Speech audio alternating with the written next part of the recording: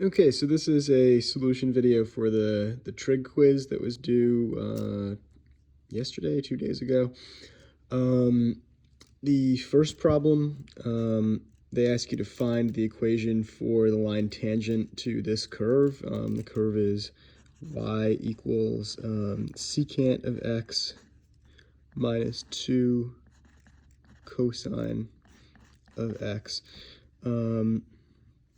So find tangent line at the point pi over 3, comma 1. Okay.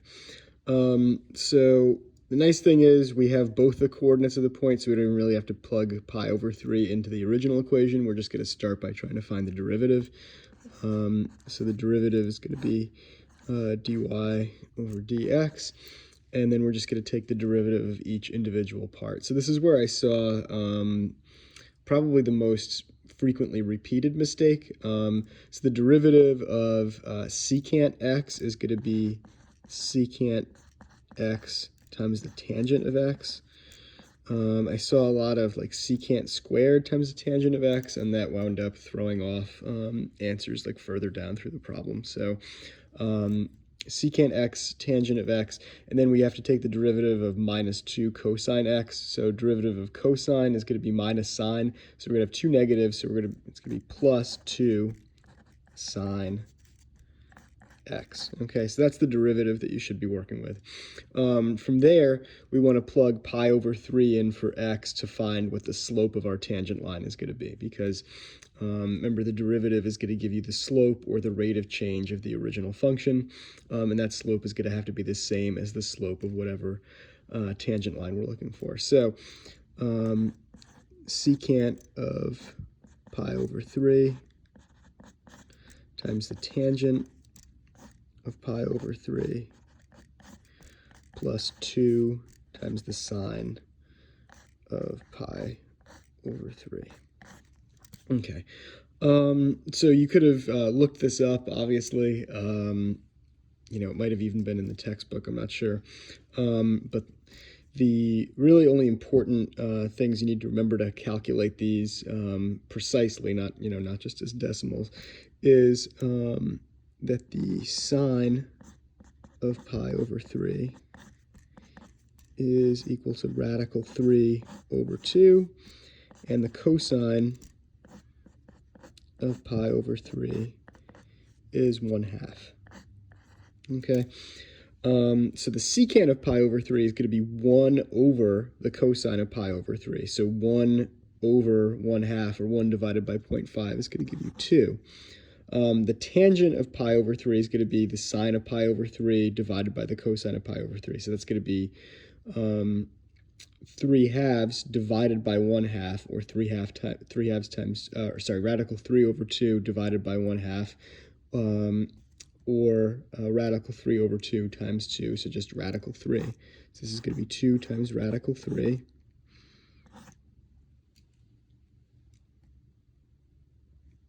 Okay, and then 2 times the sine of pi over 3. Well, the sine of pi over 3, again, is radical 3 over 2. If we multiply 2 into that, we just get radical 3. So we have 2 radical 3 plus another radical 3. So that's 3 radical 3. And this is our slope. Okay, so to figure out then our actual equation for the tangent line, remember that the tangent line is going to have the form y equals mx plus b. And we know a y value and we know an x value. We just need to figure out what b is now that we know what m is. So our y value is going to just be 1. Okay, and 1 equals m, which is 3 radical 3 we just found, times x, which is pi over 3, plus b. Okay, you can see we have a 3 in the numerator here and the denominator here, so this is pi radical 3. So b is going to equal 1 minus pi radical 3. Okay, so we can write our equation. So the tangent line is equal to 3 radical 3 x plus 1 minus pi radical 3. Okay, and of course I never pass up an opportunity to show you on the graphing calculator. So here we go, we just plug in our original equation here in y1 in blue, and then our tangent line in red, and we hit graph. So this is our original function in blue, and then our tangent line in red. And if we zoom in at that point where they're touching, we can really see the tangent line in action very slowly.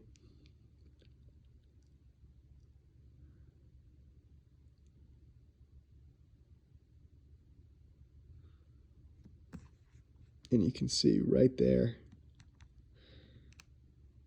when x is about a little over 1, because pi over 3 is a little bit over 1, and y is about 1. That's right that point where they're touching the original curve and the tangent line. So that's part 1. Part 2 was a little bit of a stretch. So you're given this equation, F, which is the force, is equal to mu times the weight, where this is the coefficient of friction, mu, over mu sine theta plus cosine theta. And in the first part, you're supposed to find the rate of change of F with respect to theta. So remember, anytime you're asked for rate of change, what they're looking for is a derivative. But the important thing to keep in mind here is we don't have just one variable or one thing that looks like a variable here. We've got a bunch of different symbols going on. So we've got theta, we also have mu, and we also have w. But when they ask for the rate of change, this is part A.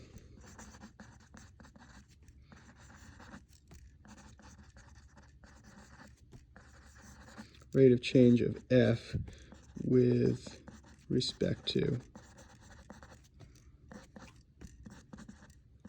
theta. That language there, with respect to theta, means treat theta as the independent variable, basically, and treat F as the dependent variable. So all the other symbols that we have in here, even though we don't know what their numerical values are, we want to treat them basically the same way that we would treat constants. Okay, so what that means for our purposes here is the derivative of mu times w with respect to theta is going to be 0, because there's no theta in there. We're just treating mu and w as constants. Same thing with mu here as a constant multiplier. It's not going to affect, we don't have to do a product rule or anything, because mu is not considered a variable in what we're being asked to find here. So the rate of change with respect to theta, we could write this a few different ways, but we might write df over d theta. We'll have to apply the quotient rule, but it won't be too bad because the numerator is a constant, effectively. So we'll do derivative of the numerator times the derivative of the denominator. That's just going to be 0. And then it'll be minus the derivative of the denominator times the numerator. So this is going to be minus mu w times, and we'll take the derivative of the denominator. So this is going to be mu sine theta, derivative of that with respect to theta is going to be mu cosine theta, and then the derivative of cosine theta with respect to theta is going to be minus sine theta. So we'll have mu cosine theta minus sine theta. And then in the denominator, we're just going to have the denominator of our original function squared. So this is going to be mu sine theta plus cosine theta squared. You could also rearrange this a little bit and just get rid of that negative sign. So if you distribute this negative sign, all that would really happen is you have mu w times sine theta minus mu cosine theta. Okay, not a huge difference, but it's a little bit neater looking, over mu sine theta plus cosine theta squared. And then in the second part, we want to know when is this rate of change equal to 0? And you're told that you won't get an answer like a numerical answer. It'll be in terms of theta and mu. So to find when the rate of change is equal to 0, we just set this equation for rate of change equal to 0. Okay, so we set mu w times sine theta minus mu cosine theta all over mu sine theta plus cosine theta squared. We set that equal to 0. And we'll see pretty quickly that a lot of stuff disappears when we set this equal to 0. So we can multiply both sides by mu sine theta plus cosine theta squared and get rid of the denominator completely. Then we're left with mu w times sine theta minus mu cosine theta equals 0. But if mu w is a constant, there's really nothing telling us that we can't divide both sides by mu w as well and get rid of that, because we also have 0 over here, and 0 divided by any constant is going to give us 0. So we're really just left with sine theta minus mu cosine theta equals 0. And there's a few different ways we can manipulate this. We can bring the mu cosine theta to the other side. So we can write mu cosine theta equals sine theta. Then we can divide. We can say that mu equals the tangent of theta. And that's totally fine. You could have just stopped there and said that the rate of change is equal to 0 whenever the coefficient of friction, mu, is equal to the tangent of theta, the tangent of whatever that angle of the rope is.